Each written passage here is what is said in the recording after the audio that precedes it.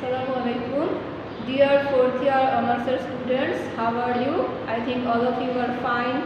By the grace of Almighty Allah, I am also fine.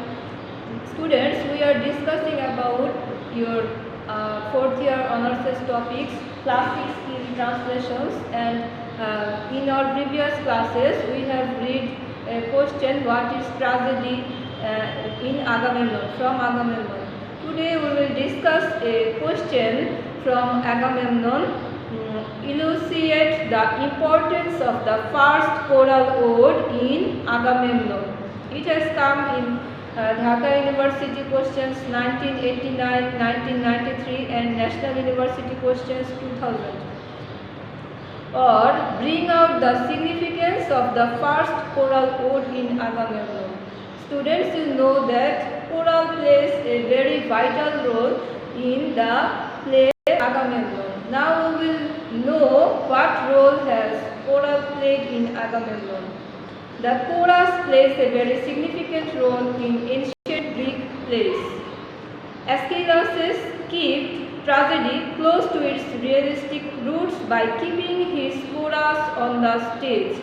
The chorus in his tragedy was not general populace or priests or devotees, but a group of people who fitted appropriately to the enacted narrative pattern of the tragedy. Through their choral odes or dithambers, the choral served as an important vehicle to convey the mythical background and suggest the pattern in which the human action spoken and enacted as the scene before the audience could properly be understood. Aeschylus gave the Attic tragedy its structure, its opening in the prologue, in which the immediate background of the story is established.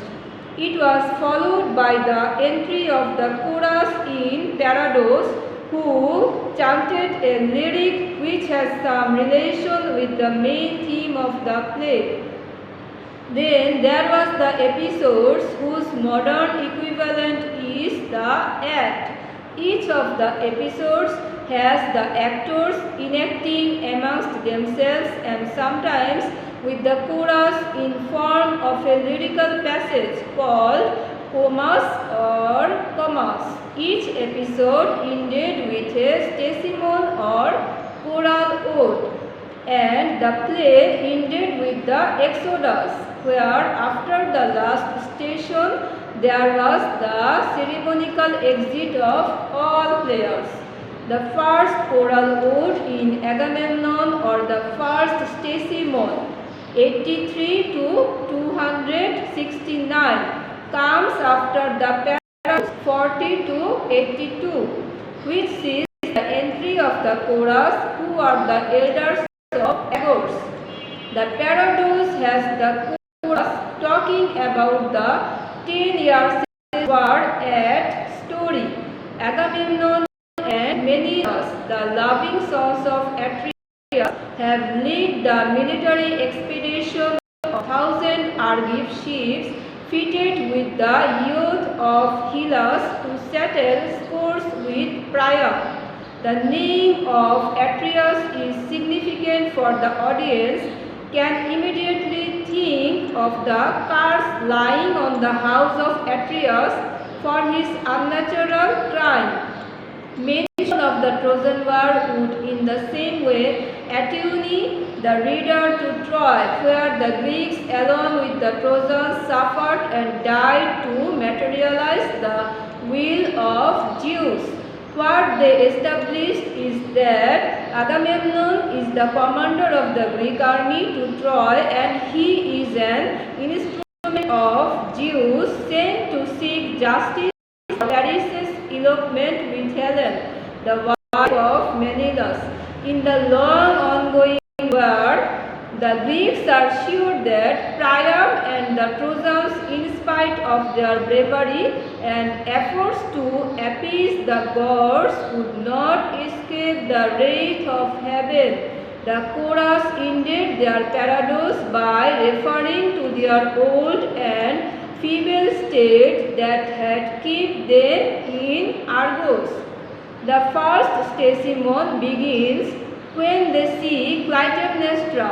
They are citizens interested in the public affairs, and so with a dramatic appropriateness they ask her why there are sacrifices taking place throughout the city. They implore her to tell them the reason that would lift the lords that guard their souls by night and day. They narrate the event of two eagles devouring the pregnant hare, a sign seen by the army as it stood at Aulis ready to embark of Troy. Then they narrate how Calchas prophesied on this omen, saying that Troy's violent doom is sealed, but the Greeks must be careful so that no anger of gods belied their strength before even putting out on the sea. The seer Calchas speaks of the bloody sacrifice that the Greeks should offer to propitiate Artemis and secure good winds to sail to Troy. He speaks of bloodshed that is to be needed at this hour. The shedding of kindred blood, which is turned, would poison a house with darkness, treachery, and strife. Calchas' prophecy spoke of a curse hovering on the royal house. Like everyone, the chorus too had thought deeply about this idea of a supernatural idea of justice. No other thought of comfort or aid, no other belief to lift the fear of divine justice had occurred to them save only Zeus. This part of the Choric speech is perhaps the most philosophical discourse of the play. Aeschylus' effort to show the changing course of the concept of justice from a belief killer must be killed to the concept of a justice tempered with mercy and accepted by all as divine disposition as found in Eunomyids from the hedge of meat becomes clear in this part of the choral ode. It is Zeus who has marked for man the soul where wisdom lies, and that is the internal plan. Man must suffer to be wise. Wisdom, they say, come to man against his will, for gods themselves and merciless, not kind when they make man wise. Agamemnon, as a king of kings, could not admit the error of his decision to take the army to Ilium to retrieve a wanton omen. His pride forbade him to retire. He waited, allowing frustration to grow in his army. Calchas, the official prophet, finally offered a suggestion which made Agamemnon more helpless. Disaster follows if I disobey. Surely worse disaster if I yield. To slaughter his daughter to appease Artemis for his army was a choice, which to him was as terrible as the thought of being branded a coward. On the other hand, to disband his army and betray that alliance was an act totally out of policy. But Agamemnon decided as a king and not as a father. There must be sacrifice, a maid must bleed, and his army demands it. He thought of public good and thus justified his act, calling necessity.